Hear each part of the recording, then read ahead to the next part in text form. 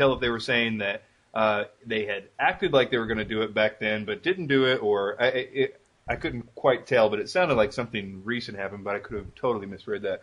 And in any case, it's a very provocative thing, but it's probably, as people say, just business. I mean, with the dollar tanking the way it is, it's not cost effective to keep them, as China so clearly pointed out and said, we're just holding them because we're nice, and what happens if we drop them. Because they had such a large reserve of dollars. I mean, it would just totally tank our economy if they dropped them. So they said, we're holding these for your benefit. So, watch what you say around us, basically. Yeah. And as we lower the interest rate, I believe we end up owing China less debt. So every time we lower the interest rate, we piss them off further. And, I don't know. I mean, the only reason that anybody really wants the dollar at this point is because they need dollars in order to buy oil. And as soon as all those oil-producing countries drop, once they unpeg the oil from the dollar, there's going to be no reason for all these countries to be holding dollars anymore. And, I mean, then, the what's going to hit the fan. Right. So, I don't know. So, happy day. Yeah. But, they're trying, but, they're definitely trying to do it, it's that's why I think everybody's scratching their heads now. They eventually have to come to some kind of place to search for truth, because it doesn't make any logical sense. Like, a lot of this stuff is just, there's no logical answer for it. And so TV and radio is almost becoming some kind of circus. It's just ridiculous unless you are, really, really not paying attention or don't care. Yeah, go, Mark. Yeah, not a problem. Just quickly, I've fallen into that, and I have to admit, and Frank knows this. I was a real Fox News freak, the whole 9 yards, and over the last several months, I found myself just separating from it, and I kind of turned to you guys for the news, you, Frank, specifically, because you're always touching on these news topics, because it's gotten so crazy with these folks that I can watch it, and I'm saying to myself, well, let me watch it to see what they're trying to slip past me, or what type of disinformation they're trying to feed me. But it's really getting hard to sort out. And it's almost like I can't figure out what's going on behind the scenes, what the real motivators are. Ultimately, I know what the motivation is. It's just hard to figure out the game plan. So I found myself just turning it off and just sticking with gospel and gospel related, So I really lean to you for the news. I got to tell you, I do. It's crazy. I'll be quiet in a second, but I have no idea what the game plan is either. I want to make that clear. I speculate like crazy, try to make sense of stuff because, we know where it's going. Like you said, it's just a matter of how the heck does it get there. But as much as I talk or anybody else talks, do we really know? We know what they let us know. You know what I'm saying? And there's an angle for every denomination of people out there. There's something to suck every one of us into a whatever our mindset is. They've got the marketing gimmick scheme plan for each type of person out there. So, we know what they want us to know, and it's just what we do with that information. And, thank God we have the Bible to let us know where it's going, or we'd be totally screwed. But go ahead, Chris. Oh, I was just going to say, that's so much of the information is what they, if you look at a newspaper of this is what they want me to know, and you take it from just that standpoint, it's a wealth of information of, it tells such a story, just like, I listening to talk radio as I used to do, just a talk radio junkie. Now I can't really handle it so much, but it was just, that's what they want you to know, that you could hear the talking points, and it just made so much, it just told such a story, you could read between the lines so easily with all that stuff. Yeah, I still listen to it constantly, like, I talk about it all the time and whatnot, but now I just feel like, I'm riding around listening to, just paid liars, this is how the rest of the world sees the news. This is how the rest of the world is getting their news. For so long, it was just so simple. I didn't really have to think. All I had to do was feel, especially after 9/11. It was, I'm angry. just enraged. And here are these people that are angry and enraged, and they seem like good people. And, if I just go with my feelings, then, the answer's right there, and it's very clear. But that, pulls you away from where you should be as a Christian, and, sets you on this path where you're just completely egocentric, and it's just all about what you feel, and you want revenge, and we're not supposed to want revenge. We're not supposed to want people to die. We're not supposed to want to see death. We're supposed to love our enemies. I mean, that's even getting off the beaten path with the disinformation and whatnot that's out there. But I mean, it's just such a, I don't know. It's like actually waking up in a parallel universe one day where just everything that you think you don't. It's the only. I said this like 8 million times already, but the only thing we have that stands firm and is true is the Bible. Amen to that. It's funny when I think back now, and it wasn't that long ago, and I was one of the Fox News junkies, and at the same time kind of lumped myself in with that religious right. That was a real interesting perspective because sitting back now and looking at the way I thought, here I was, this again, this is me I'm talking about, but this self-righteous, religious, right-wing conservative, supposedly thinking that, everything we're thinking about here is right. The other side is absolutely wrong. They're whatever Christians are on that end of the spectrum really don't have it together. And this air of self-righteousness was just terrible. I don't know if either of you experienced that. Chris, I don't know if you were that type of person or not, but I stop and look now and I say, wow, I really thought an awful lot of myself back then. And it really did put me into a very bad place.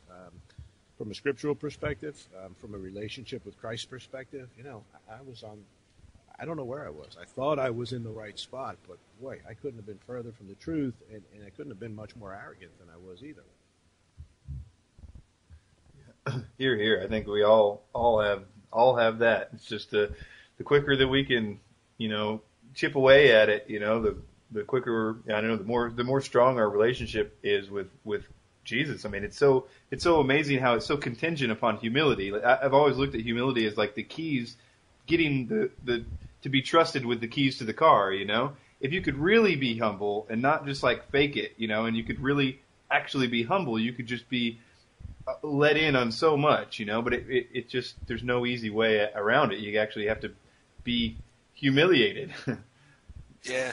And Chris, I know you were talking about this a little bit, at least, as far as like Jordan Maxwell and Sitchin and whatnot. And if you feel like talking about it, you can talk about it. But I got to a point where not very long before I began podcasting and before I set up the blog, I just pretty much, for the first time in my life, found myself without a compass, without any, just so far from where I thought that I knew.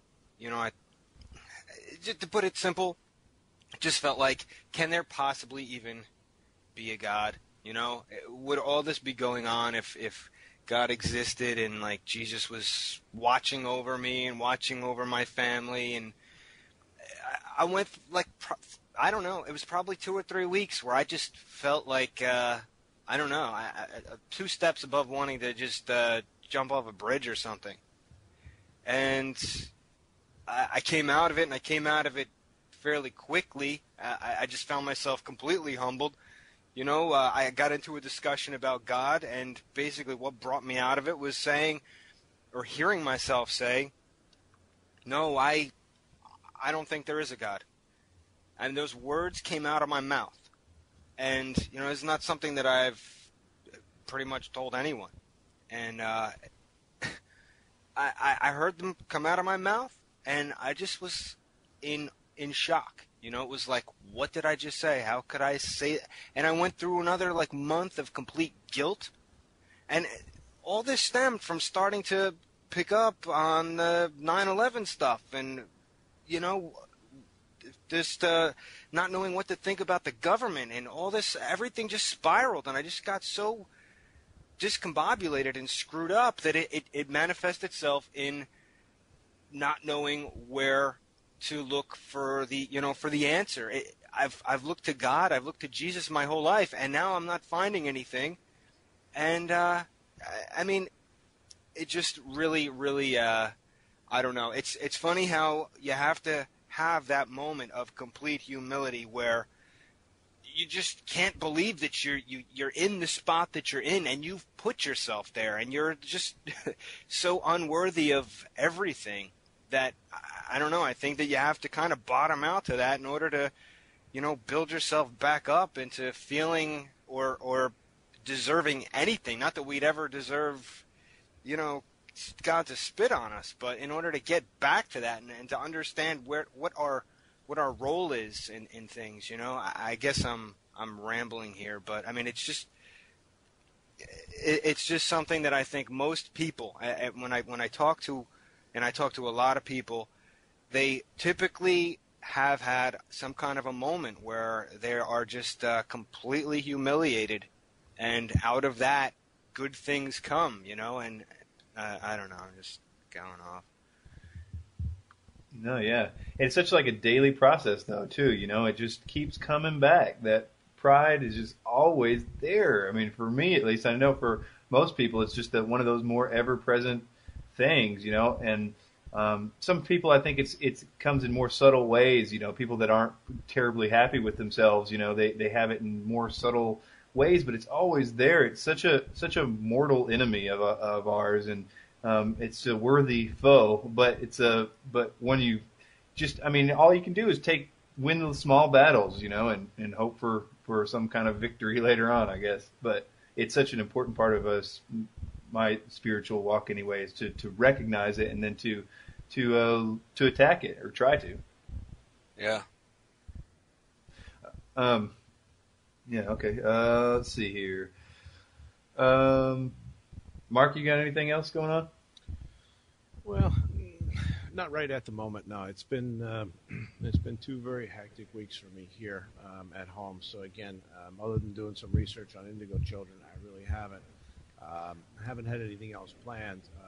One of the more interesting things that I listened to recently was, matter of fact, I think it was yesterday from the Fourth Watch, the Irving Baxter interview. I guess both of you guys probably heard that, and really been kind of looking at what he had to say on that podcast about 2008. Being probably the most significant year in prophecy since, as he put it, since Christ's crucifixion. And that's really what, I've been trying to look at lately. I've made a couple of emails. I think Frank knows I said that I really have this feeling that 2008 is going to be a really heavy year. And, then having listened to that interview and Irving Baxter's comments on 2008, right now my eyes are all over the place, just looking and watching for signs of, what's coming about. Some of the stuff that I do podcasts on, I almost think don't make a whole lot of difference in terms of what I think we're going to be up against this year, next year, and into 2010. Well, I think that there's no shortage of material out there as far as stuff that needs to be. I don't know. I look at it sometimes like the Lord of the Rings and that army. That other army is just growing. Satan's got so many irons in the fire and is just taking huge gaps of souls down, with these lies. And it's just such fertile ground for light too, and we here and others that, are catching on. I think God is leading people to it, that people that understand that as Christians we have power too, and we aren't scared of them, and we understand how to use and to believe that we do have this authority over Satan. And I think that it's so rare, even in Christian circles, that, we just got to take it and run with it, find out what we're led to, and whatever it is, it seems like God gives us all these burdens, whatever they are, even if they only last a week or a day or whatever on a particular subject, and then we do what we do, and then it's in His hands to get it to who needs it. it's just great the way he's working with this and working with everybody. There